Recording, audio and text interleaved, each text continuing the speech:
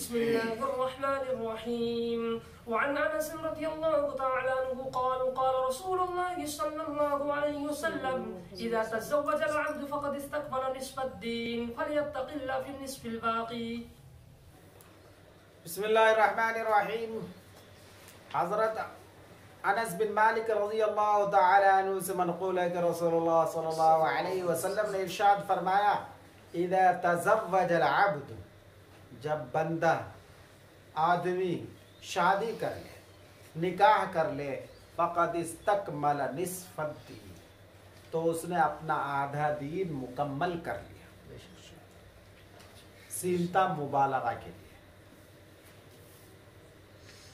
اور ملا علی قاری رحمۃ اللہ علیہ فرماتے ہیں کہ یہاں فقد استکمل نصف الدین فاعل نہیں بنا سکتے، رفع کے ساتھ بھی پڑھ سکتے ہیں. تو اس وقت اس کا مطلب ہوگا کہ اس کا آدھا دین اچھی طرح سے مکمل ہو گیا، کامل و مکمل ہو گیا.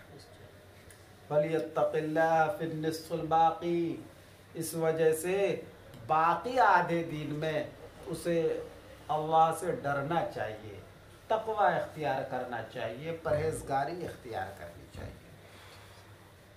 امام غزالی رحمۃ اللہ علیہ فرماتے ہیں کہ جب آدمی انسان مرد مومن نکاح کر لیتا ہے تو اس کا آدھا دین محفوظ ہو جاتا ہے. اس وجہ سے کہ آدمی جو کچھ بھی جرائم کرتا ہے، گناہ کرتا ہے، دین میں کوئی فساد لاتا ہے، خرابی لاتا ہے کوئی گناہ کر کے، تو اس کا دو ہی سبب ہو سکتا ہے، یا تو شہوت بطن یا شہوت فرج، یعنی پیٹ کی خواہش، پیٹ کی چاہت، یا پھر شرمگاہ کی خواہش، قوت بہیمی. یہ دو ہی اسباب عام طور پر ہوتے ہیں جس کی وجہ سے انسان کا دین فاسد ہوتا ہے، خراب ہوتا ہے. تو جب نکاح کر لیا تو شہوت فرج سے وہ محفوظ ہو گئے، تو اس کا آدھا دین مکمل ہو گیا. اب صرف شہوت بطن ہی رہی، پیٹ کی خواہش. کس کی خواہش؟ پیٹ کی خواہش. تو پیٹ کی خواہش کو مکمل کرنے کے لیے اللہ سے ڈرنا چاہیے، تقوی اور پرہیزگاری اختیار کرنا چاہیے. یعنی ناجائز امور کو نہیں اختیار کرنا چاہیے.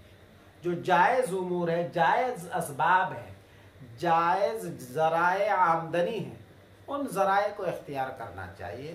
اللہ سے ڈرنے کا یہ مطلب ہے. اب یہاں ایک سوال پیدا ہو سکتا ہے کہ بھائی دانشمندوں نے تو یہ کہا ہے کہ فتنہ کے جو اسباب ہیں وہ تین ہیں.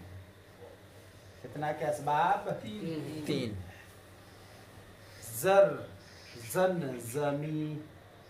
زر یعنی مال و دولت، زمین، زمین جائیداد وغیرہ، اور زن یعنی عورت.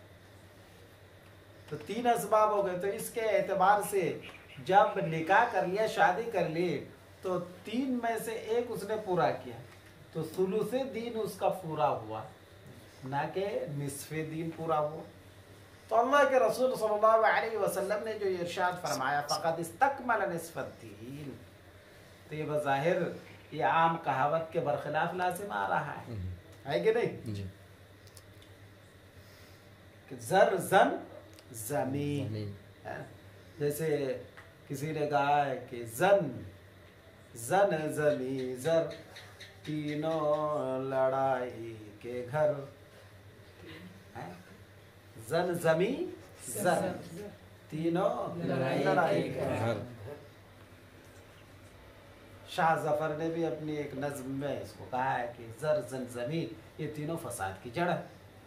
تو بہرحال اگر تینوں فساد کی جڑ ہے، فتنے کا سبب ہے، تو پھر فقد استکمل ثلث الدین ہونا چاہیے.